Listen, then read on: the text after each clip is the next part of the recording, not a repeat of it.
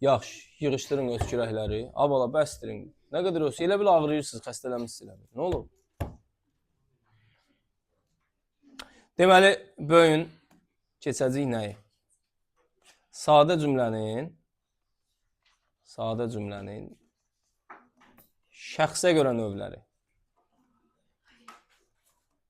Biz sadə cümlənin nəyi keçmişdik şahsadə? Məqsəd və intonasiyaya görə növlərini keçmişdik. Hansılar idi sevginaz? Bir də sual cümlələr. Sadə cümlənin şəxsə görə növləri isə uşaqlar belə olur. Mübtəda və xəbər əsasında formalaşan müəyyən şəxsli cümlə, yalnız xəbər əsasında formalaşan, hansılar olacaq? Qeyri-müəyyən, ümumi və şəxssiz cümlə. Bir də yalnız mübtəda əsasında formalaşan nə olacaq? Adlıq cümlələr. Ay sağ ol. Bilirsiniz maşallah. Keçən nətərə öyrətmişəm sən. Eləmi Səidə? Bəli, başlayaq. Uşaqlar, bir dəfə testdə də qarşımıza çıxmışdı ki, hansı cümlə mübtədası buraxılmış cümlədir? Yadınıza gəlirmi? Bax, o mübtədası buraxılmaq məsələsi sadəcə müəyyən şəxsindədir. Sadəcə buna aiddir. Müəyyən şəxsli cümlələr bəllidir ki, mübtədası da var, xəbəri də var. Bəzi hallarda mübtədası olmasa belə xəbərdəki şəxs sonluğuna görə bərpa eləyə bilirik. Məsəl üçün deyirəm ki, Səidə dərs oxuyur. İsmi xəbərdir, feili xəbər? Feili xəbər. Kim oxuyur? Səidə. Mübtəda da var, xəbər də var. Düzdür? Və yaxud da deyirəm ki, mən dərs keçirəm. Kimdən söhbət gedir? Məndən. Dərs keçirəm. Kim? Mən. Mübtəda və xəbər hər ikisi vardır. Amma orada cümlə belə bir cümlə idi, səhv eləmirəmsə. Biz onu vağzaldan yola salıb geri qayıtmışdıq. Yaxşı, bax bu geri qayıtmışdıq deyək ki, cümləsində mübtəda yoxdur. Mübtəda yoxdur deyə bu müəyyən şəxsli cümlə olur, yoxsa olmur?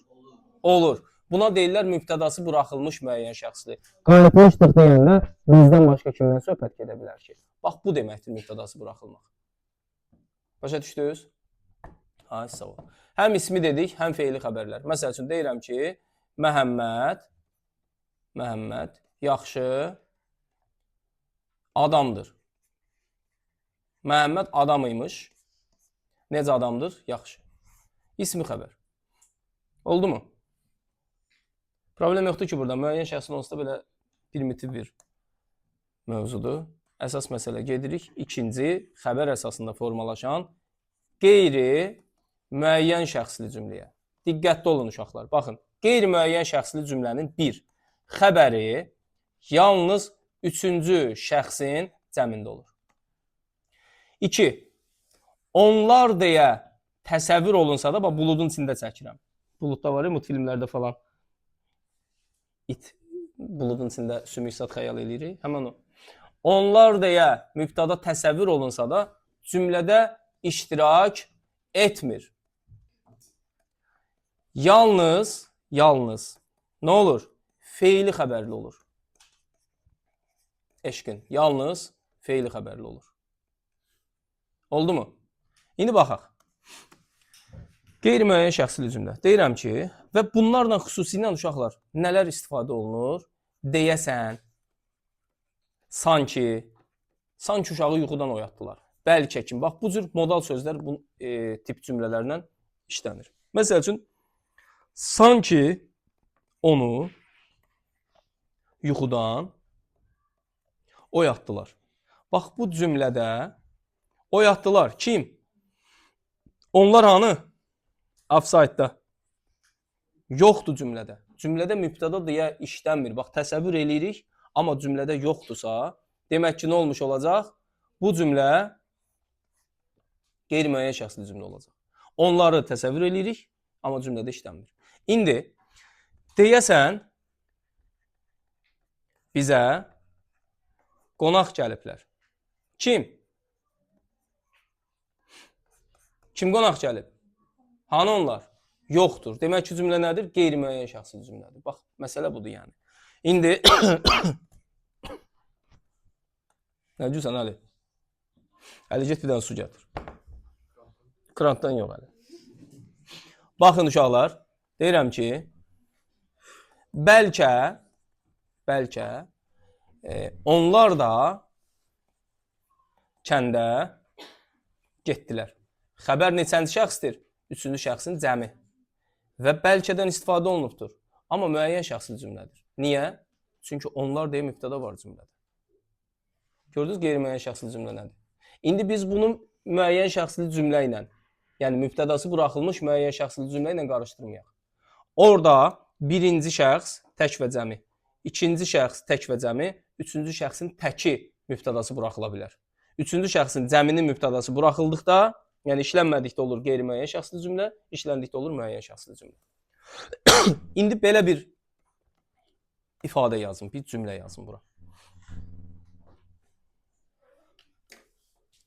Əli, su kimi ömrün olsun. Amma çox qaynardı, belə yox da yəni.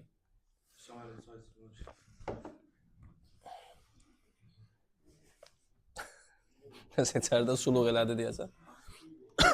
Baxın, deyirəm ki, çox gözəl insandırlar. Kim? Nə olacaq? Qeyri-müəyyən deyil. Niyə görə? Baxın, xəbər onlar deyə təsəvvür olundu. Tamam.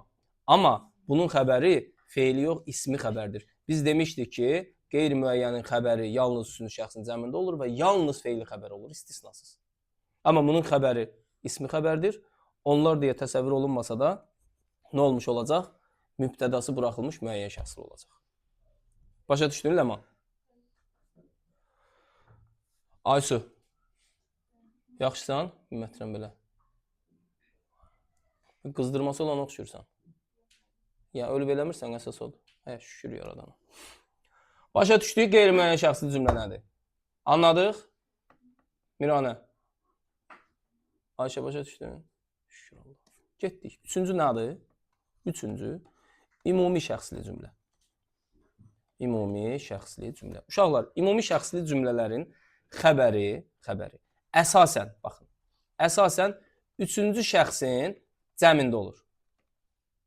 Bəzi hallarda ikinci şəxsin nəyində olur? Təkində. Baxın, ümumi şəxsli cümlə də üçüncü şəxsin cəmində oldu və bunlar da yalnız və yalnız feili xəbərli olurlar. Bəs biz bunu qeyri-müəyyən şəxsli cümlədə fərqləndirəcəyik, nətər ayıracağıq? Bir şeyə baxmaq lazımdır. Ümumi şəxsli cümlədə deyilən fikir, hadisə, hökm, ümuma hər kəsə aid olur. Və bunlarda mübtəda təsəvvür olunmur. Yəni mübtəda yerinə qoyası olsan, cümlənin ümumi olaraq mənası pozulmuş sayılır. Və atalar sözləri, hikmətli sözlər, aforizmlərlə, məsləhətlərlə ifadə olunur bu cümlələr daha çox. Məsəl üçün, qaranlığa daş atmazlar. Xəbər nədir? Üçüncü şəxsin cəmində. Feili xəbərdir. Onlar da ya mübtəda təsəvvür eləyə bilirik mi ümumiyyətlə burada? Eləyə bilmirik də. Yəni qaranlığa daş atmazlar. Ümumə hər kəsə aid olan bir şeydir. Düzdür? Şam yandırmadan qaranlığı söyməzlər. Hər kəsə aiddir. Məsələn, ümumi olaraq deyirəm ki, adi günümüzdən dərsə bu qədər gecikməzlər. Ümumi olaraq da bir məsləhət, bir atalar sözü, bir aforizm, nə bilim, hər kəsə aid olan bir ifadə. Bu artıq olacaq nə? Ümumi şəxsli cümlə. Və onlar da mübtəda təsəvvür olunmur. Adi sıradan cümlələr deyil. Məsəl üçün, Nihalı küçədə tutub döydülər, nə bilim, uşaqlar dərsdən qaçdılar. Düzdürmü? Məktəbin qapısını sındırdılar. Bu kimi ifadələr adi bildiyimiz gündəlik cümlələrdir. Gündəlik hadisə zamanı başımıza gələn haqq hesablardır. Bunlar olacaq qeyri-müəyyən şəxsli cümlə. Amma hər kəsə aid olan ifadə varsa, bu artıq ümumi şəxsli cümlə sayılmış olacaq. Oldu mu? Sonra nə var? İkinci şəxsə aid. Məsəl üçün, atalar sözü var. 100 ölç, 1 biç. Nə olacaq? Bu ikinci şəxslə götür. Bax, 1 biç, 100 ölç. Sən. Amma sən deyil. Atalar sözü isə demək ki, hər kəsə aid olan bir şeydir. Yəni bunu sadəcə mən yaşamıram. Bunu Mir Hüseyn yaşamır. Hər kəs yaşamış olur. Və yaxud da məsəl üçün bir məsləhət deyək ki, səhərlər idman edəndə gün boyu gümrah olursan. Kim? Hər kəs aid olan bir şeydir. Səhərlər idman eləyəndə gün boyu gümrah olursan. Yəni bu illa da qarşımdakı adama demirəm bunu. Hər kəs aid olan bir şeydir. Və yaxud da yayda yaylağa qalxanda gül çiçəyə qərq olursan. Kim? Mən də getsəm, Rahilə. Digər insanlar da getsə, eyni vəziyyətlə, eyni situasiya ilə qarşılaşacaq. Düzdür? İkinci şəxs olmasına baxmayaraq hər kəsə aid olan bir şeydir. Və yaxud da fırtına sonrası dəniz kənarında yüzlərlə ölmüş balığa rast gəlirsən. Kim? Hər kəsə aid olacaq bir şeydir. Başa düşdünüz ümumi şəxsli cümlə nədir? Bildin mi Rana? İsmail. İndi burada bizi çaşdıracaq məqamlar nələr var? Atalar sözləri yenə. Məsəl üçün deyirik ki, od öz kökü üstə bitər. Bitər. Baxın, diqqətli olun, baxın. Atalar sözü belə olsa, mübtədası varsa müəyyən şəxsli cümlədir. Müəyyən şəxsli cümlə. Oldu mu? Və yaxud da suda boğulan neyniyər? İlana sarılar, saman çöpündən yapışar, fərqi yoxdur. Nə olmuş olacaq? Sarılar nəyə? İlana. Kim? Suda boğulan. Atalar sözüdür. Mübtədası var? Var. Demək ki, nə olacaq? Müəyyən şəxsli cümlə olacaq. Övladın anadan aldığı tərbiyə ayın günəşdən aldığı işığa bənzəyir. Nə olacaq bu cümlə? Müəyyən şəxsli. Nə işığa bənzəyir? Tərbiyə. Hansı tərbiyə? Övladın anadan aldığı. Başa düşdünüz millət? Müəyyən şəxsli cümlə nə olur? Yaxşı, biz bəs müəyyən şəxsli cümlə üçüncü şəxsin cəmindədir və yalnız fe'li xəbərli olur. Qeyri-müəyyən şəxsli cümlə xəbəri üçüncü şəxsin cəmindədir və yalnız fe'li xəbərli olur. Necə ayıracağıq biz bunları? Yazılsa, yazıla bilər deyə biz nəzərimizdə saxlayırıq. Yazıla bilərsə, bu qeyri-müəyyən şəxslidir. Bundan o tərəfə, birində mübtəda təsəvvür olunmur ümumiyyətlə, həm də atalar sözləri olur. Hikmətli ifadələr olur. Oldu? Belə. Keçdik. Dördüncü. Nə idi dördüncü? Şəxssiz cümlə. Şəxssiz cümlədə bir məsələ var uşaqlar. Xəbər üçüncü şəxsin təkində olur. Amma mübtəda təsəvvür olunmur. Yəni, nə inirsənsə elə bu cümlədə mübtəda çıxmır. Və ismi xəbərli də ola bilir, fe'li xəbərli də ola bilir. Üçüncü şəxsin təkində oldu, ismi və fe'li xəbərli oldu, amma mübtəda təsəvvür olunmadı. Biz bu mövzuya bir dəfə toxunmuşuq. Harada? Şəxssiz növü keçəndə. Şəxssiz növdə olan bütün feillərin hamısı cümlədə xəbərdirsə, o cümlə şəxssiz feildir. Bax, məsəl üçün, deyirəm ki, sinifdə oxuyan şagirdə təsadüf olunmur. Təsadüf olunmur. Kimə? Şagirdə. Nə təsadüf olunmur? Yəni, o sualı vermək belə məntiqsizdir. Çünki təsadüf olunmur və yaxud da rast gəlinmir. Məsələn, bizim meşələrdə deyək ki, əjdahaya rast gəlinmir. Nəyə rast gəlinmir? Əjdahaya. Düzdür? Nə rast gəlinmir? Gülünc çıxır. Artıq elə sual çıxa bilməz yəni artıq cümlədə. Başa düşdünüz, mübtəda təsəvvür olunmur. Və yaxud da deyirəm ki, bütün şikayətlərə baxıldı. Baxmaq, baxılmaq feili nə idi? Şəxssiz növ feilidir və bu cümləni xəbərsə demək ki, cümlədə nədir? Şəxssiz cümlə sayılmış olacaq. Anladıq mı? Bütün tapşırıqlara əməl olundu. Diqqət yetirildi, diqqət edildi. Ay sual. Hamısında imza atıldı, qol çəkildi. Məsələn, nəyə sualına cavab verdiyi üçün heç birində mübtəda təsəvvür olunmur. Olunmursa demək ki, bu necə cümlədir? Şəxssiz cümlədir. Bəzi ismi xəbərlə necə olmuş olur?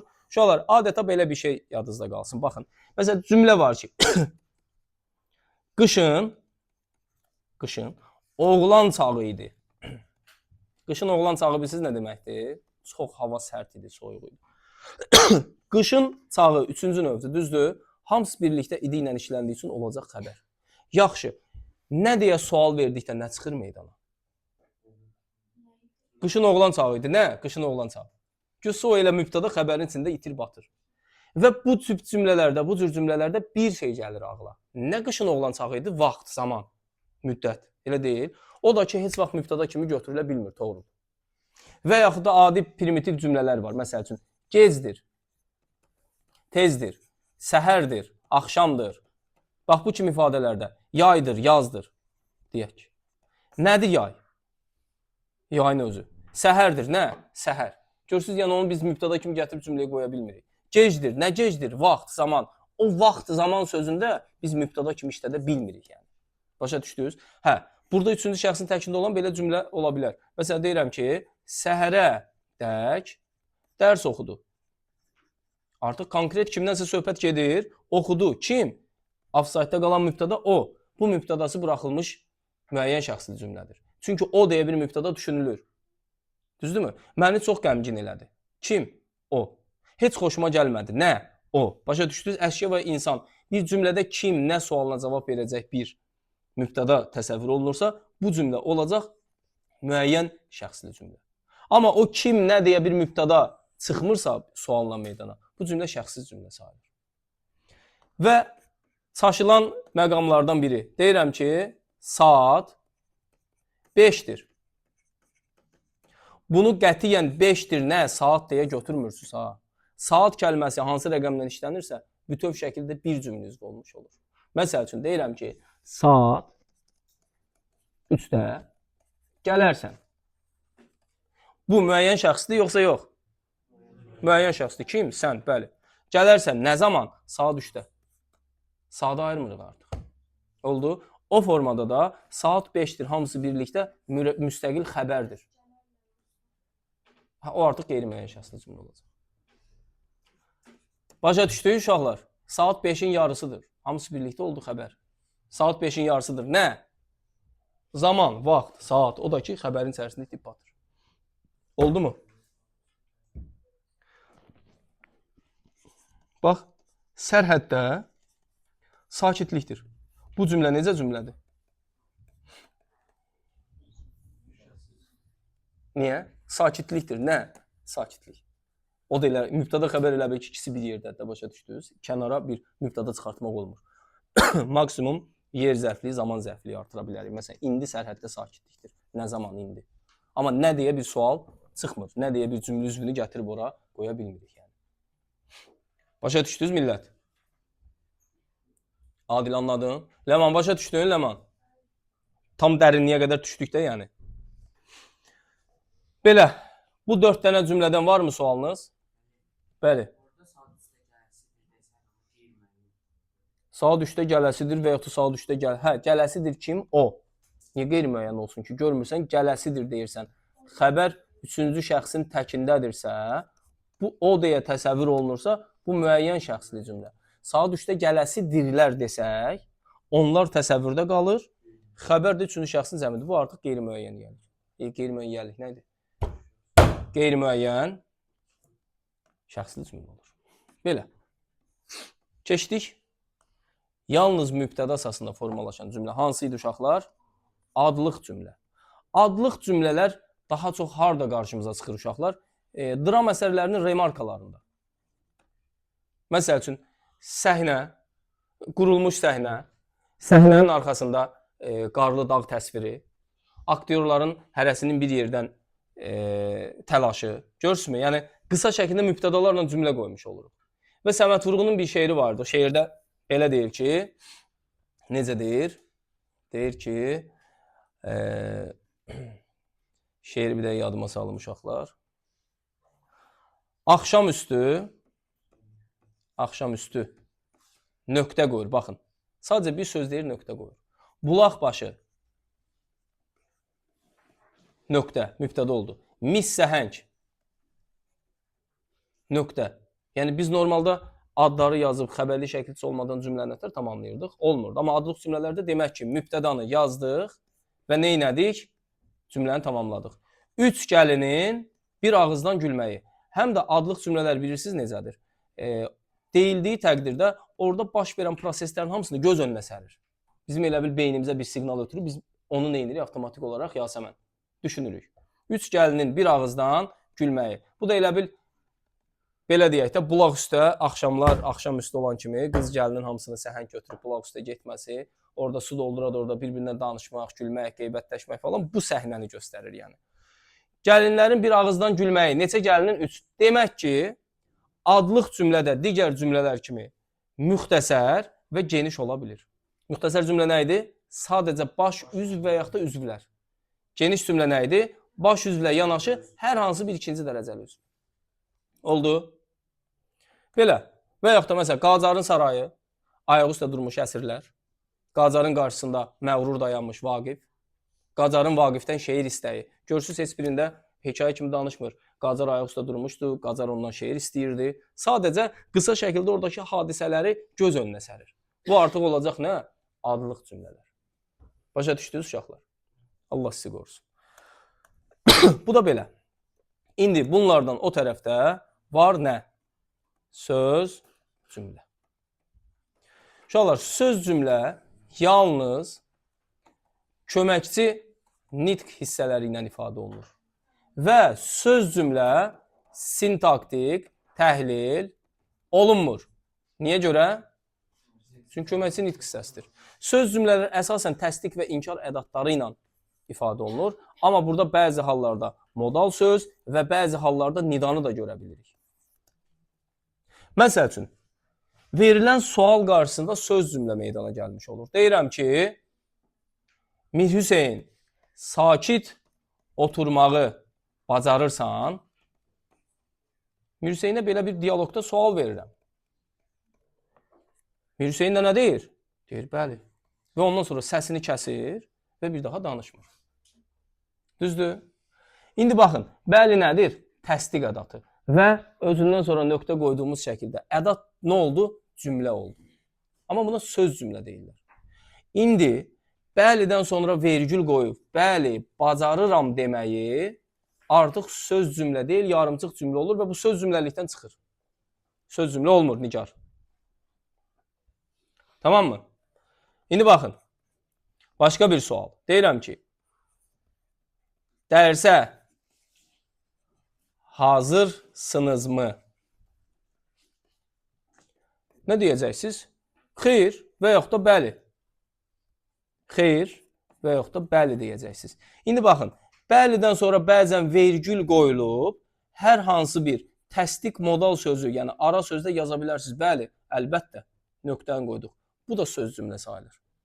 Əsas odur ki, cümlədə sintaktik təhlil olmayan ifadələr olmuş olsun. Hətta bundan sonra nə artıra bilərik? Bəli, əlbəttə, müəllim. Müəllim sözü burada nə olur? Xitab olur. Demək ki, bir söz cümlənin olması üçün özündən sonra modal da gələ bilər, xitab da gələ bilər. Bu təqdirdə nə olacaq? Söz cümlə sayılacaq. Amma özündən sonra hər hansı bir cümlə üzv olacaq. Söz gəlirsə, artıq söz cümləlikdən çıxır. Ləman, başa düşdün? Elə bil hazır əbbəkdir, yeməyi su ilə qarışdırıb, qaşıqla gətirmişəm elə, bir dənə ağzınızı açıb udmaq qalır. Başa düşdün, Naidə? Saadət də başa düşün, mən inanıram. Ağay Evəli. Ağay Evəli. Dərsdən sonra inşallah bir səndən çay içəcək. Mən nə deyirəm ki sənə? Belə uşaqlar, bununla bağlı sualınız varmı? Məncə yoxdur. Bəs sual verməliydiniz ki, müəllim, bəs nida necə cümlə ola bilir? Nida necə söz cümlə ola bilir? Niyə sual vermirsiniz? Qaçmağa çalışırsınız elə. Adil deyəcək, qulaq asın. Buyur Adil. Aha. Sual verdin. Məsələn, deyirəm ki, Adil gəlib deyir ki, müəllim, yarışmada qalib oldum. Mən nə deyirəm? Deyirəm ki, aferin lan. Aferin. Aferin nə idi? Nida. Oldu söz cümlə. Bəli. Hə? Müəllim, yarışmada qalib oldum. Bəli, söz cümlədir. İndi söz cümlə ilə bağlı belə bir məsələ var. Hansı sual cümlələrinə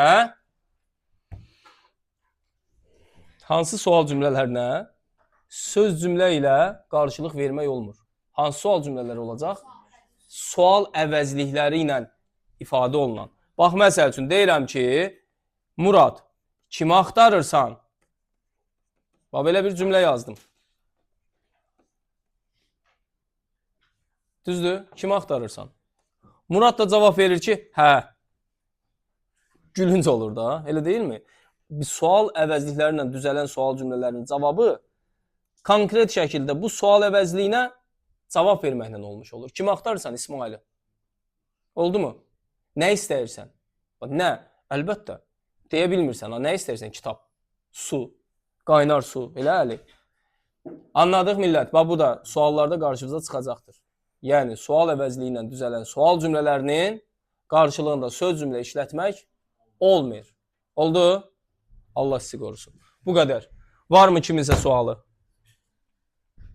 İsmail, zəhmət olmasa onu qapat görək başımıza nə iş gəlir.